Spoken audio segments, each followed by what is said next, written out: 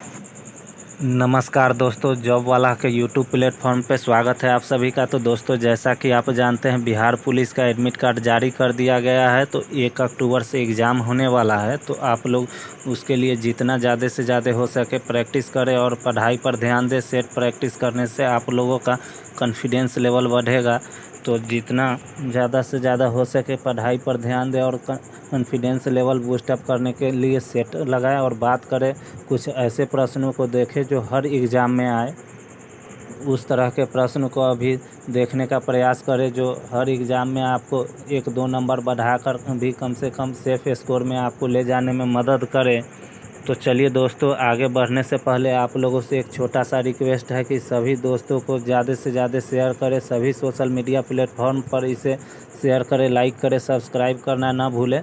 तो चलिए आगाज़ करते हैं। आज का हमारा पहला प्रश्न है, सिंधु घाटी सभ्यता का सर्वाधिक उपयुक्त नाम क्या है?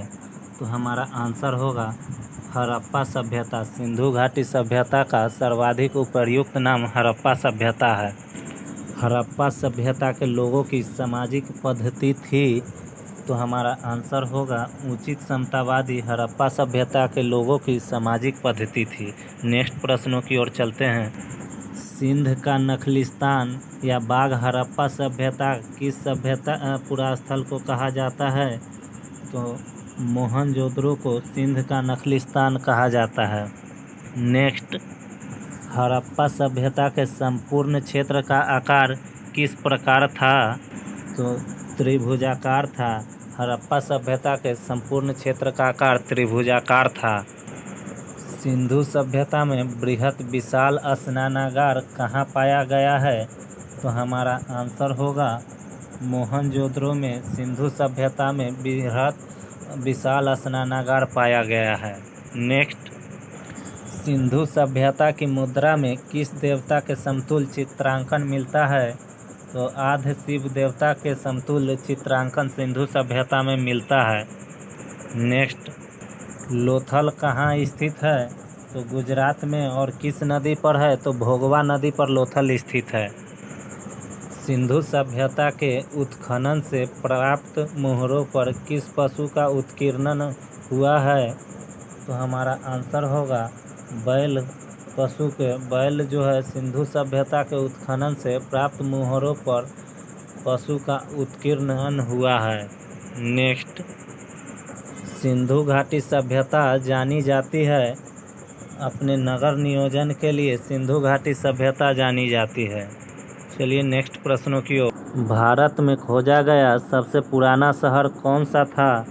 तो आंसर होगा हड़प्पा सभ्यता भारत में खोजा गया सबसे पुराना शहर था।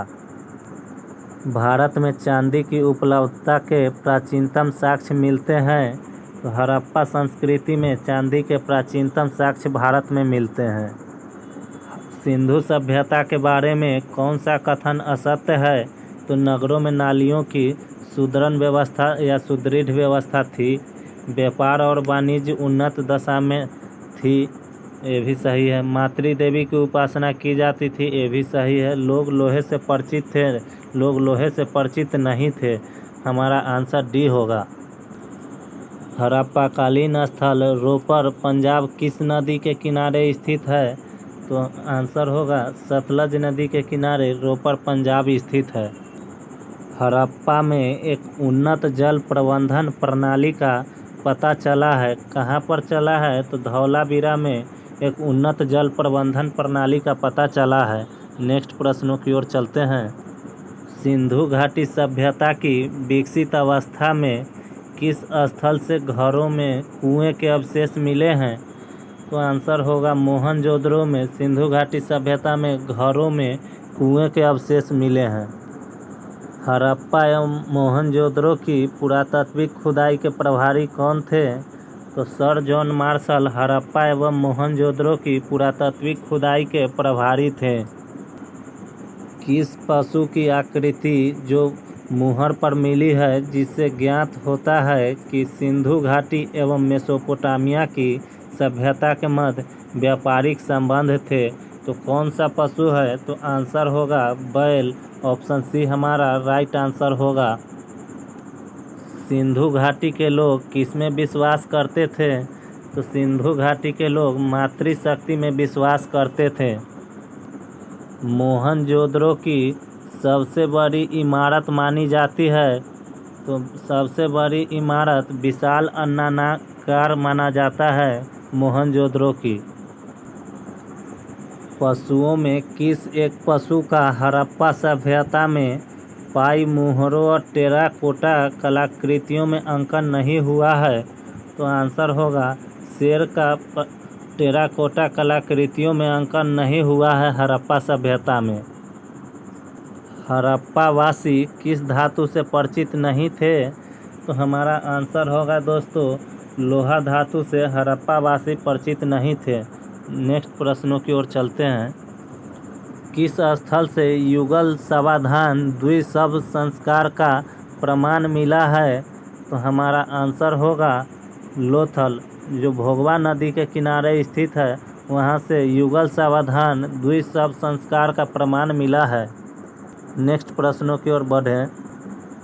कपास का उत्पादन सर्वप्रथम सिंधु क्षेत्र में हुआ, जिसे ग्रीक या यूनान के लोग किस नाम से पुकारते थे कपास को? तो सीडन के नाम से ग्रीक या यूनान के लोग कपास को पुकारते थे। नेक्स्ट, हड़प्पा काल के तांबे का रथ किस स्थान से प्राप्त हुआ है?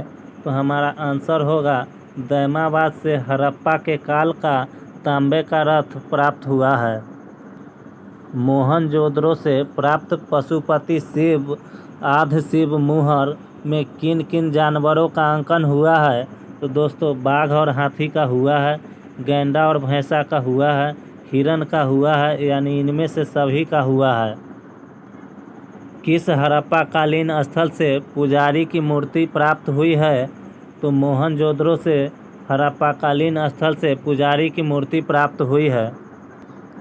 किस सिंधुकालीन स्थल से एक ईंट पर बिल्ली को पीछा करते हुए कुत्ते के पंजे का निशान मिला है? तो हमारा आंसर होगा दोस्तों चन्हुदरो से सिंधुकालीन स्थल से ईंट पर बिल्ली का पीछा करते हुए कुत्ते का पंजे का प्रमाण मिला है, तो चन्हुदरो में।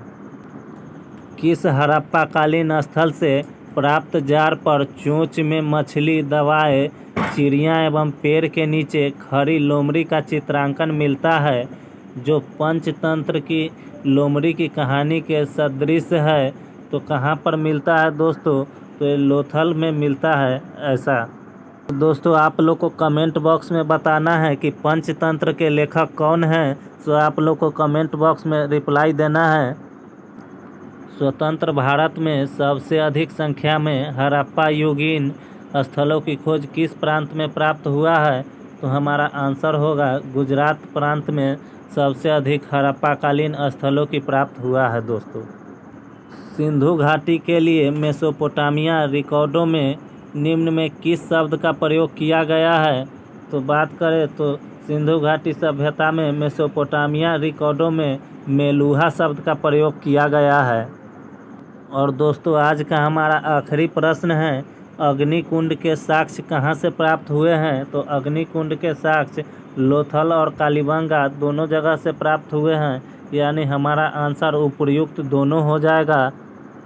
तो दोस्तों आप लोगों से एक छोटा सा अनुरोध है कि आप लोग चैनल को शेयर, लाइक, सब्सक्राइब करना ना भूलें सभी सोशल मीडिया प्लेटफॉर्म पर। और आप लोग जितना ज़्यादा से ज़्यादा हो सके पढ़ाई पर ध्यान दें, क्योंकि अब बहुत कम समय बचा है। तो ऐसे प्रश्नों को देखें जो बार बार परीक्षा में पूछे गए हों या बार बार आने की संभावना हो, कुछ इस तरह के प्रश्नों को देखें जिससे आप लोगों का 1-2 नंबर भी बढ़ता है, तो बहुत लोगों के से आप आगे हो जाएंगे। इस तरह के प्रश्न करने के बाद आप परीक्षा में सहज महसूस करेंगे। तो दोस्तों आप लोगों से मैंने एक प्रश्न किया है कि पंचतंत्र के लेखक कौन हैं, उसका कमेंट बॉक्स में आप लोगों को जवाब देना है। तो बने रहे जॉब वाला के साथ। मिलते हैं नेक्स्ट वीडियो में, कुछ अच्छे प्रश्नों को फिर संग्रह करके मैं लाऊंगा। तब तक के लिए जय हिंद, मिलते हैं नेक्स्ट वीडियो में।